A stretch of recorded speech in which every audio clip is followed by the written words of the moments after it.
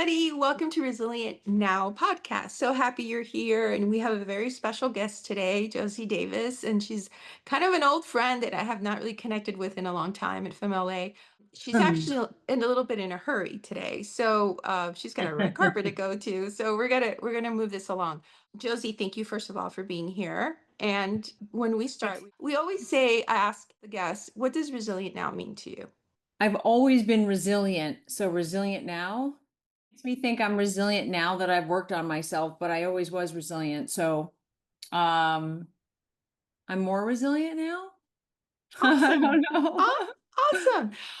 So what this podcast is for, everybody who's tuning in, is so this is a resource. So if you're going through something really hard, really sad, devastating, hopefully this will be a place where you can find a speaker. That's the goal, that's the mission. There will be somebody, one of the speakers will actually have gone through what you're going through right now, and they're on the other side of it. And you can listen to that. You can listen to it on a website, you can listen to it on Apple or Spotify or YouTube if you want to see it, on video. There's always hope. And that's why I bring these speakers, so you know that you can get through whatever you're going through. So without further ado, we will give Josie the floor. She's going to share a resilience story. Yay! Oh my gosh. Thank you for asking. I didn't know what I was going to talk about today, and I was jumping in the shower, which is why I keep touching my hair because I just did it fast.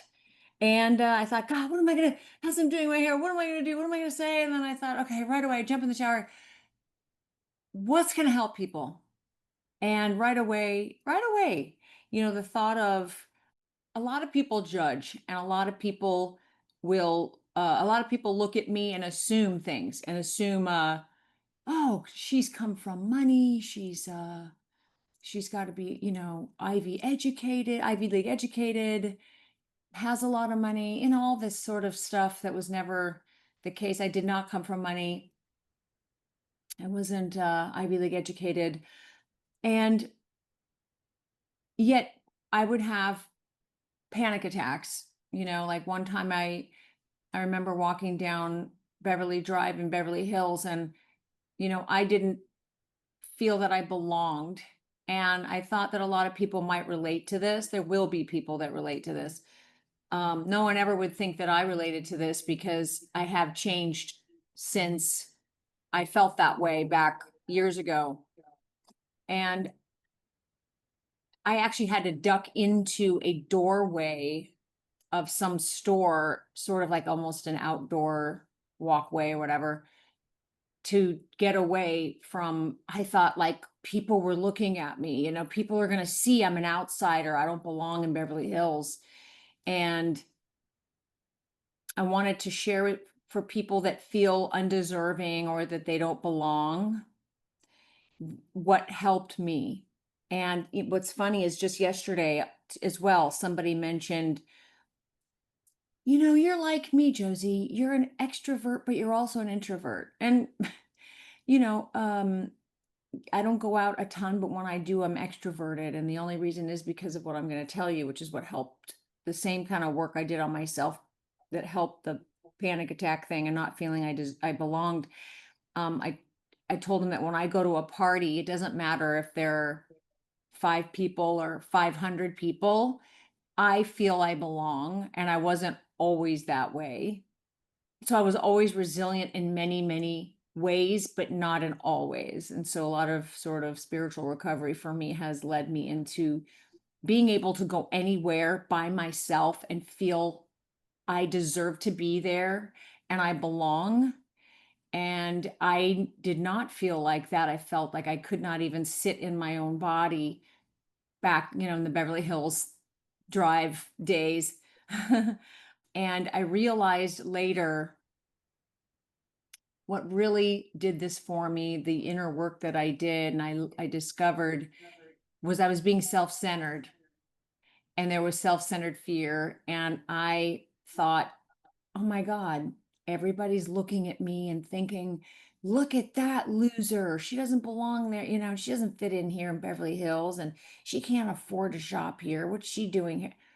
And as I'm getting older, I've learned and I've always, intellectually known it's not about what people think of me. It's what I think of me. And so I did the inside work and didn't go from the exterior.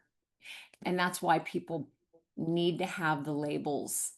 They need to have the money. They need to have the clothes. They need to have the exterior stuff. Those are people that are shallow, honestly, that haven't worked on themselves. And they're kind of like an egg that's ready to crack. And then the inside, there's mush in there Mhm. instead of a solid egg.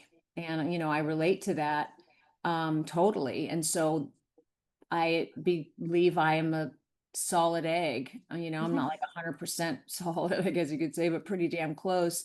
Um, and so learning that what I think of me, I've improved so much just as a person. And I started when I go like back then, I thought, what are they thinking of me? And I'm thinking about me, and I'm not thinking of anything else but me. That's where my attention was. And Me too. I've been there. that just doesn't work. And so when I started learning, what if I start thinking about other people? And oh, now when I go to restaurants, even if a bunch of people, let's say I'm wearing, like, this is kind of a sexy dress, right? Let's say I'm wearing a sexy dress and I'm looking heels and fabulous and whatever, or for whatever reason, people are looking at me in a restaurant, right? Sometimes that happens if you're glammed up and you're walking somewhere and you know what I'm saying, and you're blonde and whatever. Like sometimes that attracts attention from people. So sometimes a bunch of people will look. And what's funny is I don't really notice, and I haven't for many years really, because I'm busy looking at the lasagna you're eating over there. And I go in, I'm always looking at what's that person doing? And oh wow, what is that? Oh, that's really cool. Hey, what's this going? And my attention is so much on what's going on with other people and can I help them? Or I don't know, whatever's coming up at the time, or oh, how beautiful that is, or wow, this is a really amazing thing. And that's where my mind is. And what's really funny, and I was reminded of that years ago, was when an ex-boyfriend of mine said, oh my God, did you see how many people were looking at you? Oh my God. And he was like thrown. And I said, no, I'm not looking at that. No, I don't even notice that stuff anymore. I used to years ago when I was self-conscious. But no, no, no, I don't do that. I'm like looking over at that guy's salad.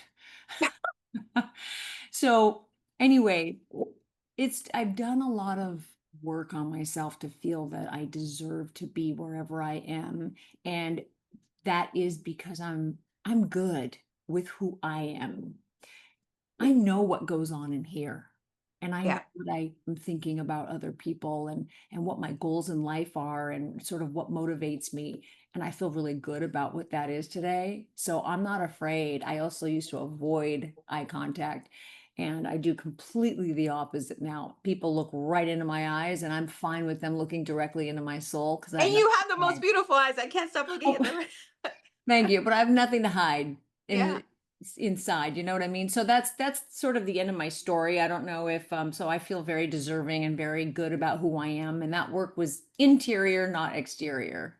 So, Josie, real quick. So, I always leave the podcast with a gratitude. I want you to give me one. But before you do that, can you give me two things that somebody can do that you remember maybe helped you with the panic attacks or maybe help you in the morning? Like, did you meditate? Just maybe something like a tool that you use to help that maybe Oh, helped you a lot, you know? oh yeah. Oh God. Okay. Well, my tool is God. My tool Okay. is completely God always, which, my higher power, whatever, my North Star, like that's my buddy. God's my buddy. Like that's my love. Well, love and God are really the same, but love is, Mhm. I just feel like when I do love and love, come from my heart, like I always win in that Mhm. way, sort of apply it to anything.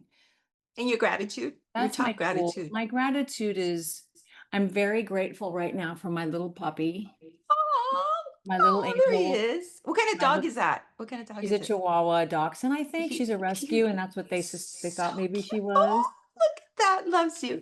Okay, She's Josie, I know you got to go to this red carpet. So I want you to go and have a wonderful time. And I know you got this. So you are an inspiration. I've always admired you from far, for sure. And oh, And I'm Thank so you. grateful that we had to take those, I got to take all those acting classes with you a long time ago, long, long time ago. Oh, I forgot about Yeah, we did that. So I used to see you like that. 3 times a week or twice a week for Oh like my god. months. Oh my god, that's so We had funny. so much fun. No, I remember. That's how we connected. Oh, But anyway, you're a blessing to me and to so many thank people. So you. go have fun. Just have a beautiful evening. And It's thank you an for being animal here. thing, so I'm a Y- big fan. She's coming No, no, today. you go. And you guys stay resilient now and listen to all the speakers. Stay Oh yeah, and resilient. don't forget my Instagram is Josie Davis. Yes, Josie Davis. A really fun Instagram. Josie Okay, Davis. well, Really, really, really fun. I'm a huge animal advocate and all my acting stuff is on there. So it's really perfect. a fun Perfect. place to be. And Okay. thank you for asking me. Of course. Bye. Thank Okay. you. Bye bye. Bye. Bye, honey. Have fun. Thank you. Thank you.